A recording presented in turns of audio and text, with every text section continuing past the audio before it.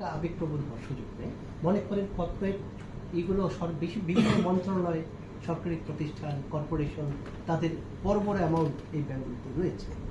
এখন সেই ব্যাংকগুলো, সেই মন্ত্রণালয়গুলো কোনো একটা ব্যাংকের অংশীদার হতে পারে কিনা সেটা টাইনি বিষয়।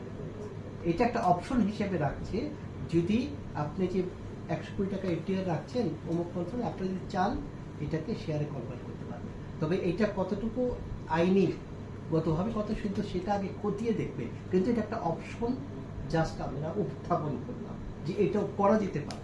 গণমন্ত্রী এটি বলেছে বলপূর্বক। অবশ্যই একটা মন্ত্রণালয়ের 200 কোটি টাকা আছে আর আমরা বলবো 200 কোটি টাকা আপনি শেয়ারে কনভার্ট করে নেন, এই বল প্রয়োগের সুযোগ ওই মন্ত্রণালয়ের জন্য একটা অপশন থাকবে। তাদের যে বোর্ড মন্ত্রণালয় বা নীতি নির্ধারণ করে, যে তারা যদি মনে করে যে এখানে আমাদের শেয়ার থাকলে আমাদের মন্ত্রণালয় উপকৃত হবে বা এই কর্পোরেশনটা উপকৃত হবে, তখন তারা আইনি যথাযথ পদক্ষেপ মেনে তারা অংশ নেবে। এখানে একটা অপশনের কথাই মূলত বলা হয়েছে।